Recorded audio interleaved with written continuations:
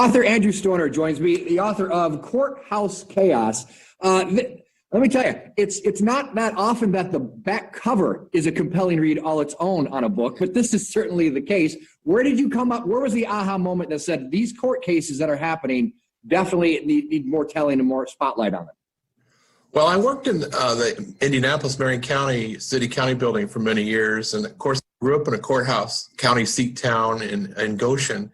And so I knew the courthouse was really the center of the community. It's really where all the action is. But it's also the backdrop for some amazing stories, whether it's trials that are happening there or actual criminal activity that transpires on the grounds or inside the building. So that was my motivation. No. These are courthouses. This is where things get rectified. This is where law meets order, you'd think.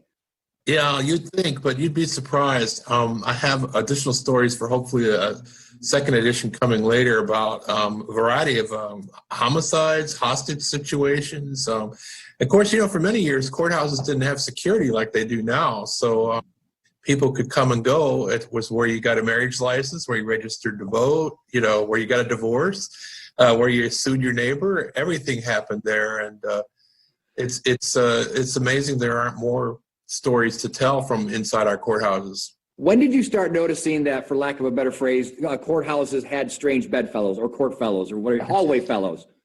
Well, when I was at the City County building in Indianapolis, it was always interesting to me that those elevators are the great common denominator there in the building, because to get up to the criminal courts, you have to ride the elevators, the same one that generally the mayor and the city council and all the other city officials ride. And I noticed that you'd be on an elevator with a great mix of citizens that you normally only see maybe at a laundromat or at the license branch.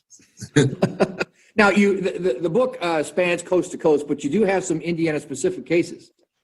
That's right. There's two in there from Indiana on this edition, one from Hamilton County, which is the 1920s era criminal trial for D.C. Stevenson, who was the leader of the Ku Klux Klan at the time, and he was on trial for the rape and murder of Madge Oberholzer, and that's a pretty dramatic case.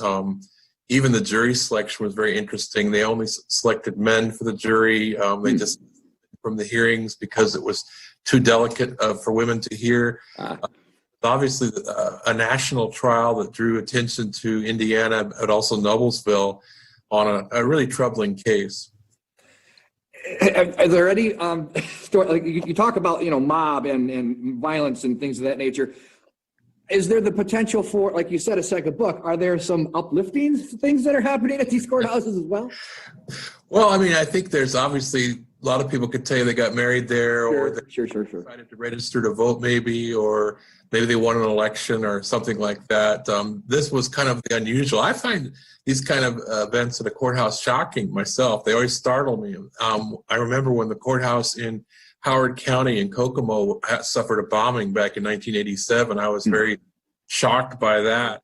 When you're researching these court cases, again, coast to coast, you surprised at how frequently the activities are brazen? They're not even subtle? I am, and I think it's because emotions are really high, of course. Summoned to court, you're not having a great day. If somebody's asking for a divorce or if you're suing somebody, obviously a lot of emotion wrapped up. There's even cases where on election night where they count the votes where losing candidates, open fire on their opponent, convinced they haven't lost the election. And I have a case from Kentucky I'm still researching where a sheriff candidate shot his opponent to death inside the courthouse after the results were announced. Wow. It's a compelling read. Where's the best place to find Courthouse Chaos?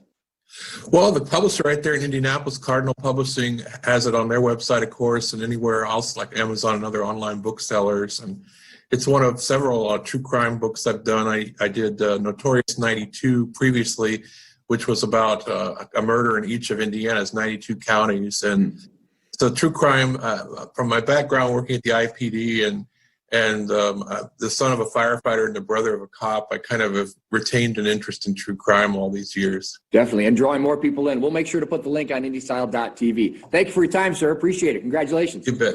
Thank you.